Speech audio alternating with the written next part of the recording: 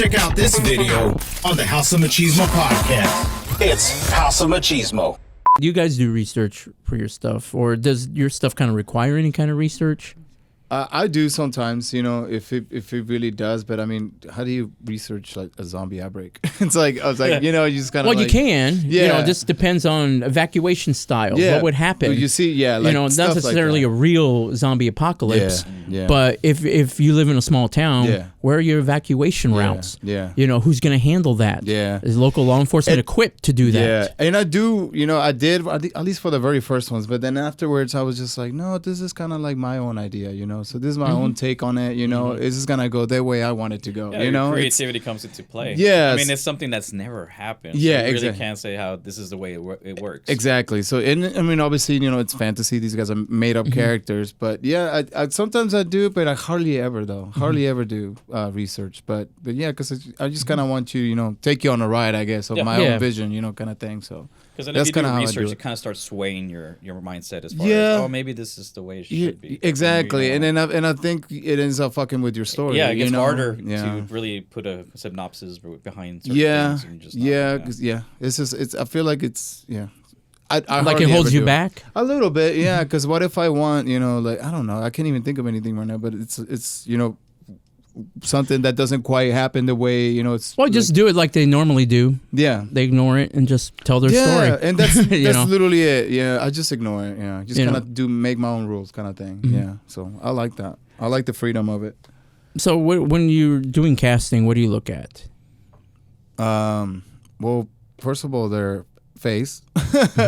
No. Are they attractive? Yeah. This get us some views. No, I mean, I'll be honest with you. I when I cast, I mean, it would be nice if they're attractive. Oh, of course. I mean, that goes without. But then I look at, well, can they act? Yeah. And if they can't act, they can be attractive. But if they can't act, then it's like, no. Yeah. I mean, I've done auditions before, you know, where I, you know, have the people come in and, you know, they do all that stuff. They do a read through.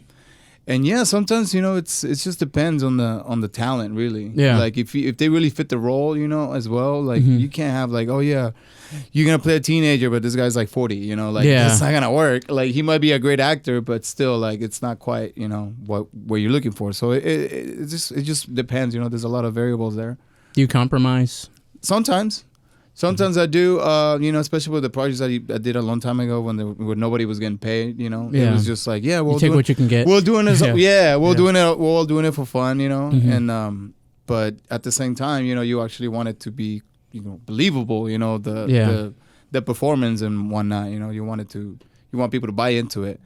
But I mean, I think that's kind of what it is, you know. You just gotta find the right people, and then sometimes you do compromise, but you do what you can do, you know, especially when you're an independent filmmaker. You can't just go to like an agency and be like, hey, I need these actors, and they can just you know, give you all. Well, here's a book of all these. Basically, this beautiful fucking people. Which ones do you want? I'm like, I want that one, that one, that one, that one. You know, like, surprisingly, they do. Well, yeah, they do, but Yeah. there's no budget in my movies, man. Like, there's no way we can afford that. Like, I would love to do that eventually one day, you know.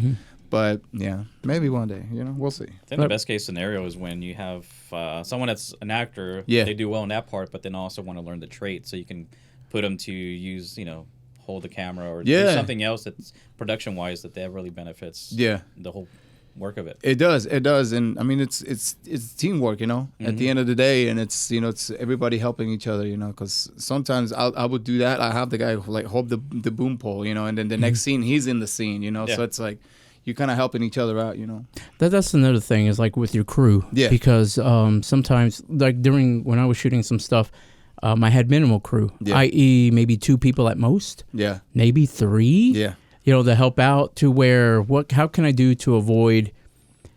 It's not that I didn't want more crew people. Yeah. But just sometimes the location didn't lend itself, schedules didn't lend itself, and the more people just seem to complicate things. Yeah. You know, and unfortunately, and these people were getting paid. Yeah. Unfortunately, sometimes there were too many cooks in the kitchen. Yeah. And so where I had to tell people, when I told the actors, it's like, look, I didn't tell you to do this. Yeah. So if I didn't tell you, then don't do it. Yeah. You know, because other people are saying, hey, what if they do this? What if they do that? I'm like, dude, you're holding the audio, you're holding the boom pole. Yeah. Stop that. Yeah, exactly. You know? Yeah. Yeah, no, that definitely happened. You know, and so there were times.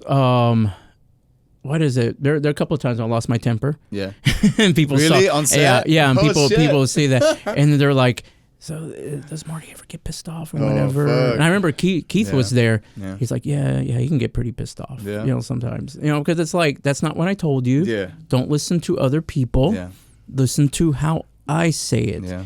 You know, or how I tell you to do it. Yeah. You know, because it just depends. If it's character, I'm going to talk with the actors involved. Yeah. And we'll come to a compromise sometimes. If it's something that's like, no, this is a hard no. Yeah. This is how it needs to be done. Then that's how it's done. Yeah. Because it was agreed upon before. Yeah. You know, a lot of this has to be agreed upon and all that. But you know, I learned that sometimes I don't need a boom operator.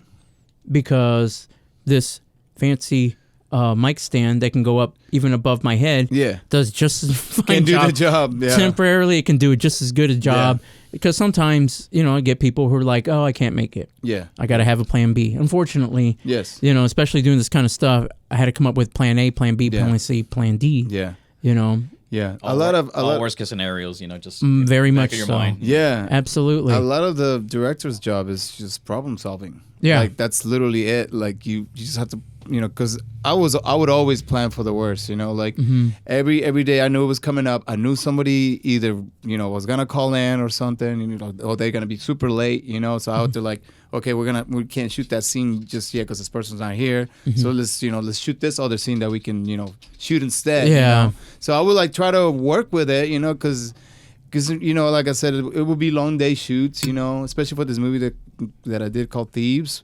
It will be like really, really long shoots, like from like early in the morning until like almost like 10, 10 p.m. It was long days. And sometimes the guys, like the actors, I mean, which were my best friends, we were all making this movie together.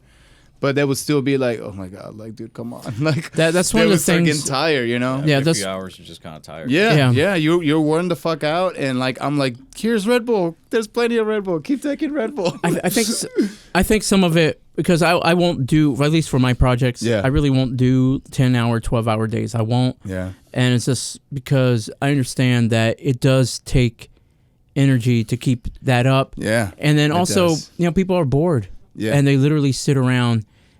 I don't like that. Yeah. So I would do half days. Gotcha. To either be morning or afternoon, or sometimes even just nighttime, just depending on what it is.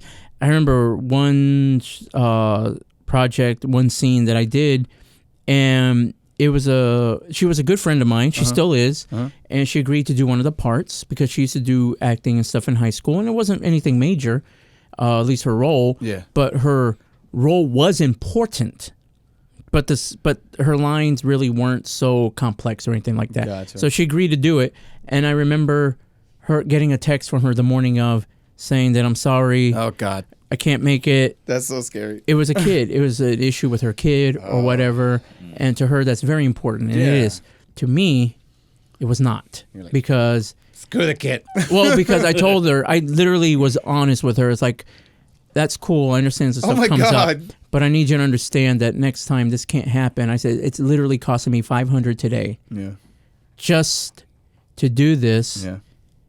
And then to come back again to do it again, with you, be the same thing. Yeah.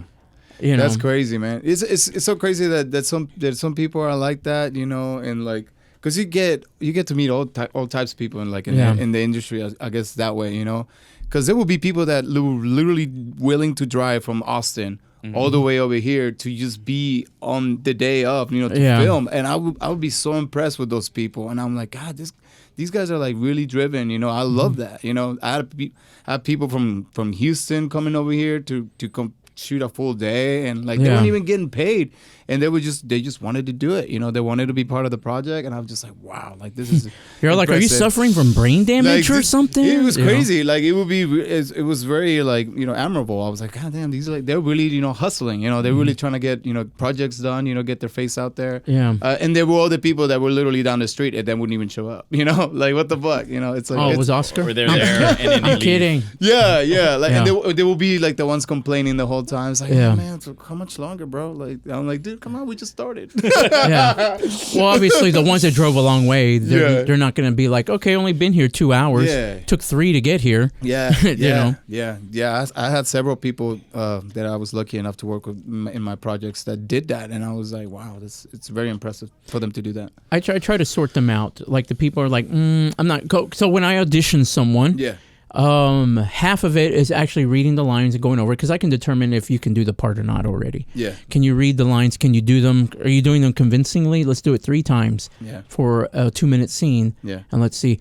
After that, we're just going to have a conversation. We're going to talk. Can I get along with you?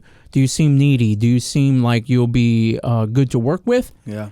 Let me get like your personality. Yeah. Because that's the one thing that I don't put up on my shoots are bad personalities. I don't need that. I don't care if you're the greatest actor. Yeah. Bad personality, no. Dude, you're out. Yeah, you do that. I mean, I've had that happen on set once.